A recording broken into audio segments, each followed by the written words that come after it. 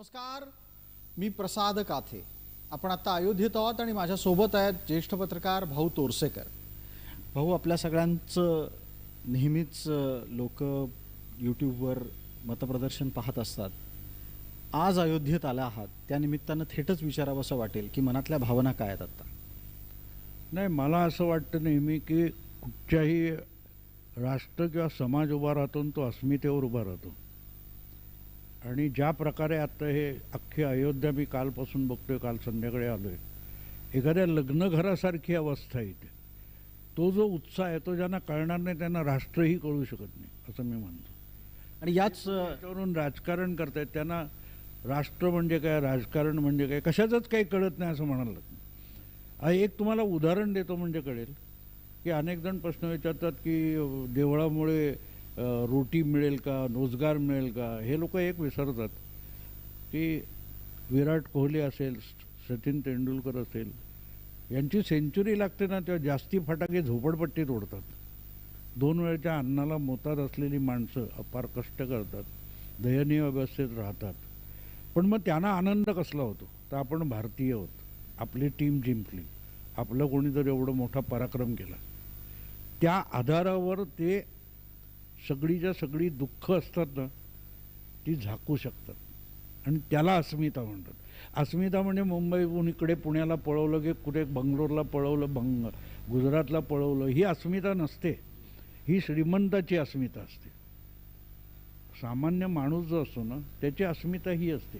राम असतो, विराट कोहली असतो, सचिन तेंडुलकर असतो. आणि त्यामुळे आत्ता जे अयोध्येचे वातावरण मी बघितलं तेव्हा कळतं की काय असतं. आणि या सगळ्या घडामोडींच्या दरम्यान वारंवार तुम्ही ज्या गोष्टीचा उल्लेख केला ते होतच आहे, ते थांबत नाही आहे. देश राममय झाला असताना काही माणसं मात्र राममय कशी होणार नाहीत यासाठी प्रयत्न करताना दिसत आहेत. आणि त्यात एक नाव तुमचे लाडके परिचित संजय राऊत यांचं आहे. नाही, संजय राऊतला अक्कलच नाही. मी स्पष्टपणे बोलतोय आणि हे स्पष्टपणे बोलतो, हे ऑथॉरिटीने बोलतो. याचं कारण संजय राऊतने पत्रकार म्हणून त्याचं नाव जगाला माहिती होण्याआधी एक दिवाळी अंक काढला होता. त्या दिवाळी अंकात असेल तर त्याच्याकडे मागा, खळबळजनक शोध. त्या दिवाळी अंकाचा सल्लागार संपादक कोण होता बघा. मग मी तो बेअक्कल का म्हणतोय कळेल. मी अजिबात आडपडदा वैयक्तिक काही नाही आहे.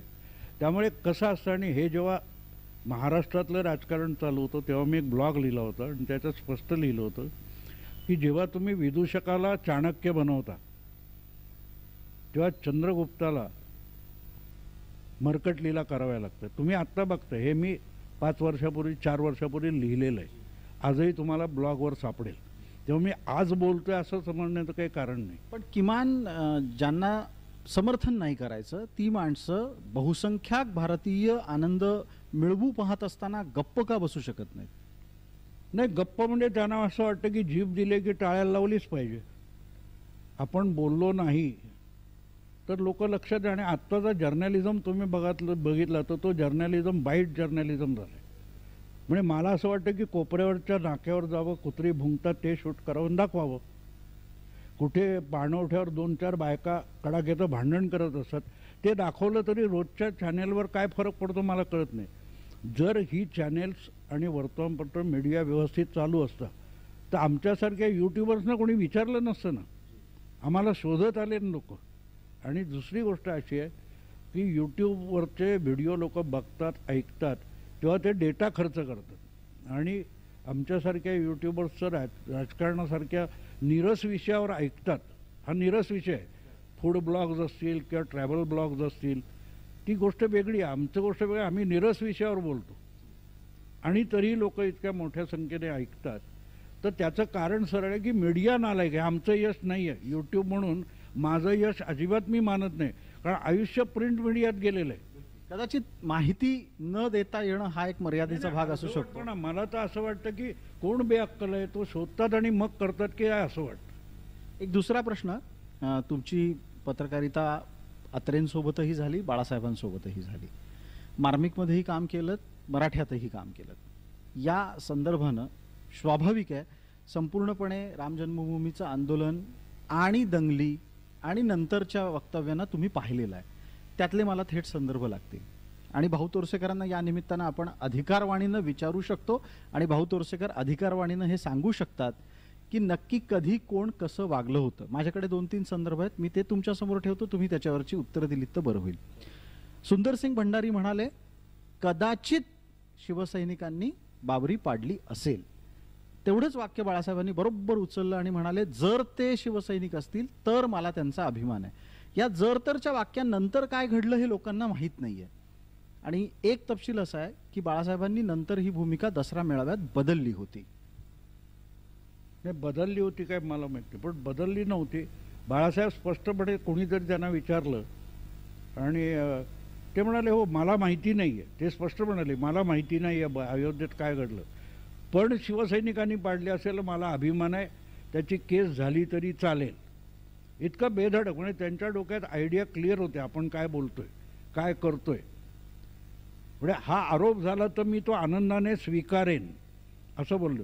आता त्यातला चुकीचा संदर्भ जो सांगितला जातो की मला फोन आला, मग मी धावत गेलो, बाळासाहेबांना सांगितलं, बाळासाहेब म्हणाले टी व्ही लाव, त्यावेळेला एवढे चॅनेल होते. तुम्ही कोणाविषयी बोलताय ते लोकांना समजायला हवं. नाही नाही, उद्धव ठाकरे असतील, संजय राऊत असतील, कोणी असतील, मुद्दा तो नाही आहे. आणि हे सगळ्या चॅनेलवर दाखवलं जातं किंवा अजून काही ही गोष्ट एवढी जुनी झालेली नाही, इतिहास जमा 100 वर्षापूर्वीची, की लोकांना माहिती नाही आहे की बाळासाहेब असं म्हणाले, ते झोपले होते, त्यांना उठवलं, असं काही नाही आहे.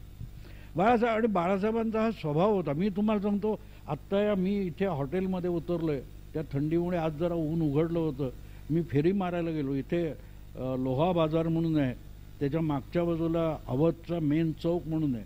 मी सिगरेट सोडली असली तरी मला त्या निकोटीनचा त्रास होतो, म्हणून मी त्या केमिस्टच्या दुकानामध्ये गेलो आणि ते चिंगम घ्यायला गेलो होतो. तो बोलता बोलता विषय निघाला, तो माणूस माझा हिंदी व्हिडिओ ऐकणारा निघाला, त्याने मला ओळखलं, अग्रवाल त्याचं नाव आहे. तो मला मुंबई से म्हटलं, हा मुंबई, पुण्याच नाही, मुंबई से म्हटलं. तो म्हणाला, इस देश में एक ही हिंदू सम्राट हो सकता है, हिंदू हृदय सम्राट, तो आहे बाळासाहेब ठाकरे. तुम्ही जाऊन मुद्दाम त्याची मुलाखत घ्या. अग्रवाल त्याचं नाव आहे, तो मेन चौक जिथे आहे तिथे त्याचं केमिस्टचं दुकान आहे. त्याच्या मनात इतकी 30 वर्ष जुनी बाळासाहेबांची भूमिका कायम आहे त्या माणसाच्या मनात. पण मग हे सगळं उद्धव ठाकरेंना का जमलं नाही? आणि आता उद्या एवढा मोठा महोत्सव होतोय, त्यांना घरात पत्रिका द्यायला गेली असताना लोक त्यांनी ना घरात येऊ दिलं ना पत्रिका स्वीकारण्याची हिंमत दाखवली. नाही, तो उद्धव ठाकरेंचं काय, उद्धव ठाकरे कर्तृत्वहीन महत्वाकांक्षा असली की असंच होतं. ती त्यांची असं समजू नका ना. तुम्ही काल परवाचे के चंद्रशेखर राव बघा, जीव केवढा, तुम्ही उड्या किती मारल्यात. 10 वर्ष राहिला मुख्यमंत्री आणि त्याने तेलंगणा निर्माण केलं, ज्याच्या उपोषणामुळे, आंदोलनामुळे तो जमीनदोस्त होऊन गेला ना. कशासाठी? तू आधी तेलंगणा सांभाळ, ते महाराष्ट्र जिंकायला निघालं. उद्धव ठाकरेंची वेगळी अवस्था आहे का? ही चंद्रबाबूंची अवस्था आहे. आणि तुम्हाला सांगतो, चंद्रबाबू जेव्हा 2018 NDAतून बाहेर पडले, तेव्हा पण माझा ब्लॉग तुम्हाला सापडेल, चंद्रबाबूंनी राजकीय आत्महत्या केली. 1 वर्षानंतर निकालात ते स्पष्ट झालं. पण असे चढवणारे असतात, तेव्हा चंद्रबाबूला पण हात वर करून उभे राहिलेले दिसले ना तुम्हाला. त्यानंतर त्यांनी चंद्रबाबू कुठे पडलाय विचारलं का? तेच राहुल गांधी होते, तेच अखिलेश असेल, तेच कोण असतील, सगळ्यांना त्या कर्नाटकच्या मुख्यमंत्र्याच्या शपथविधीला हात वर करून उभे होते ना, ते शरद यादव. आज शरद यादवची कोणाला आठवण आहे का?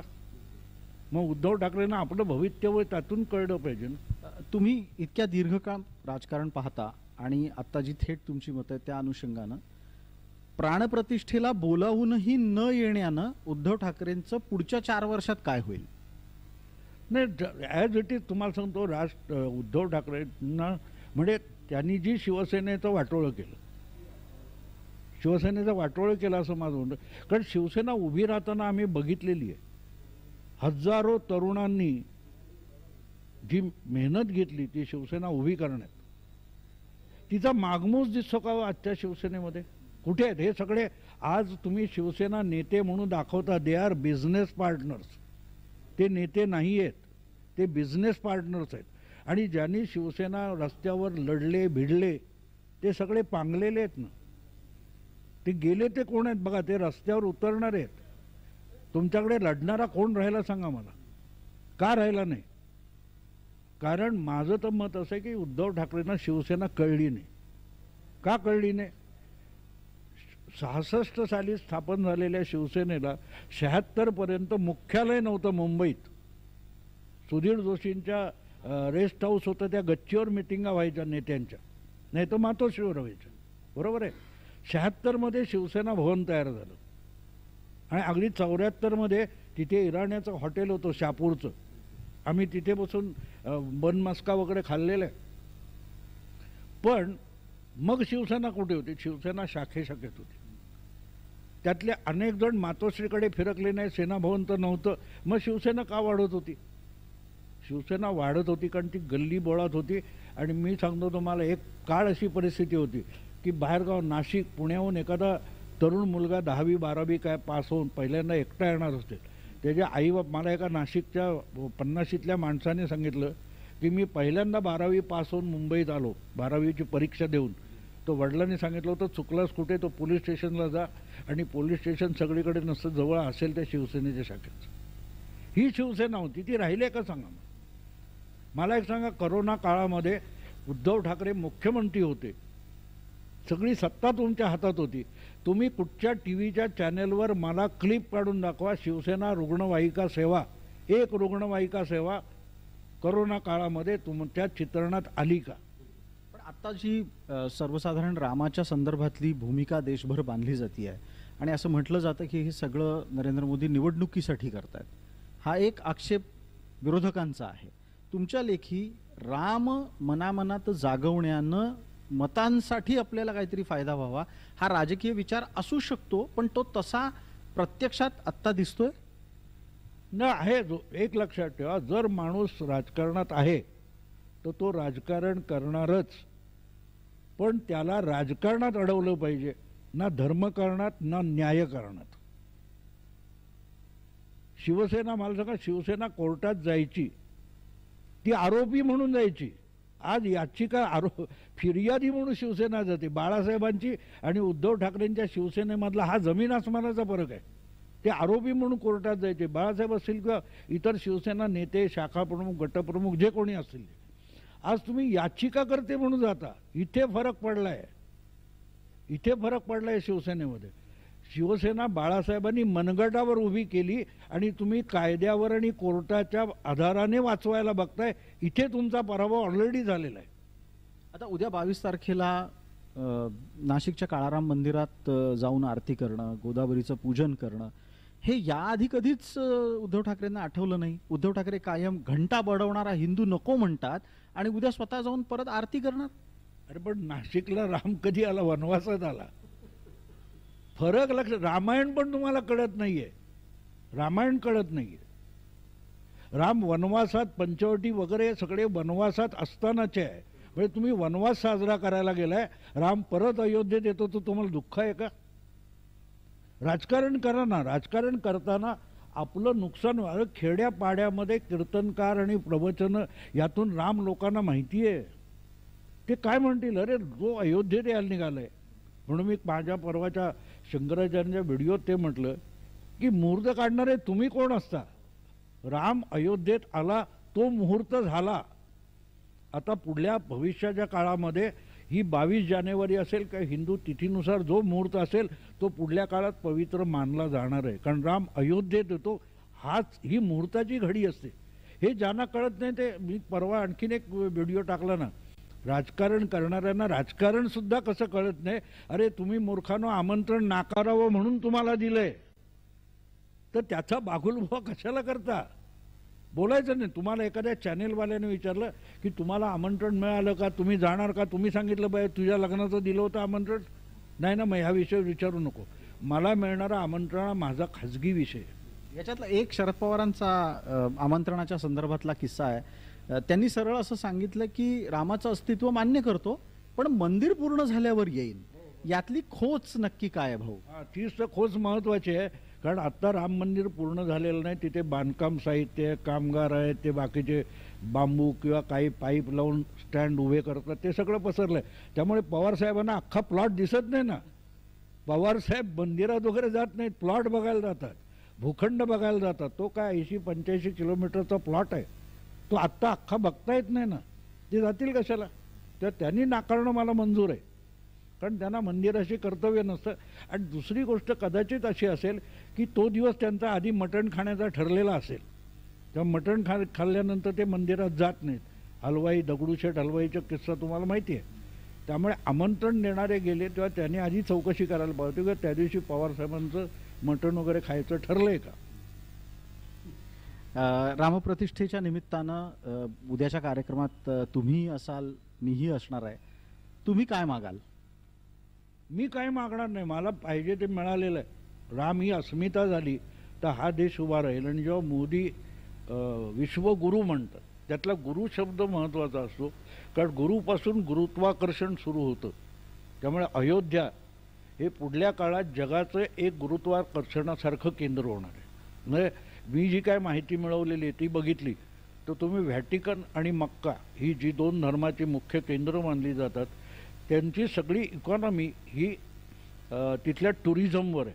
आणि त्यापेक्षा मोठा टुरिझम जो अयोध्येत होणार असेल तर जागतिक पातळीवर तुम्ही बघाल तर अयोध्या हे सगळ्यात मोठं गुरुत्वाकर्षणाचं केंद्र होईल. फार मोठी उलाढाल इथे होईल. आणि त्यामुळे विश्वगुरू म्हणजे मी त्या अर्थाने, तुम्ही पौराणिक अर्थाने बघत नाही, मी आजच्या व्यवहारी अर्थाने बघतो की हे केवढं. मला तो अग्रवाल बोलला ते फार मोठं. तो म्हणाला अवध हीच राजधानी होती. हे अवध आहे, तर तुम्ही आहात, हे अवध आहे. लखनऊ बादशाहने उभारलेलं आहे. तो हम लखनऊ के बाप है, बहुत जल्दी फिर अवध बाप बन के सामने आ जाएगा. का हे सेन्सेस घ्यायचे असतात. आणि शेवटी तुम्ही लोकांकडे मतं मागायला जाणार, तुम्ही लोकांमध्ये वावरता, राजकारण करता. म्हणजे काय तर तुम्ही लोकभावनेवर स्वार होता. लोकभावनेला लाथाडून तुम्ही युनिव्हर्सिटीचे प्राध्यापक होऊ शकता, NGO होऊ शकता, पण मतं मिळवायची असेल तर तुम्ही लोकभावनेवर स्वार झालं पाहिजे. आणि त्याकडे मान वाकडी करून बघणार असाल तर तुम्ही आयुष्यात उभे राहू शकणार नाही. खूप खूप धन्यवाद भाऊ. तुम्ही अत्यंत मनमोकळेपणाने, नेहमीसारखेच मनमोकळेपणाने आमच्याशी या निमित्तानं बोललात. आपल्याला सगळ्यांनाच रामप्रतिष्ठेच्या शुभेच्छा आहेतच. हे होते भाऊ तोरसेकर आणि त्यांच्याशी या मनमोकळ्या गप्पा आपण अयोध्येतून आपल्यापर्यंत पोहोचवल्या. या चर्चेत तुर्तास इतकंच. मी प्रसाद काथे, कॅमेरामन श्रीनिवास यांच्यासह अयोध्येतून जय महाराष्ट्र न्यूजसाठी.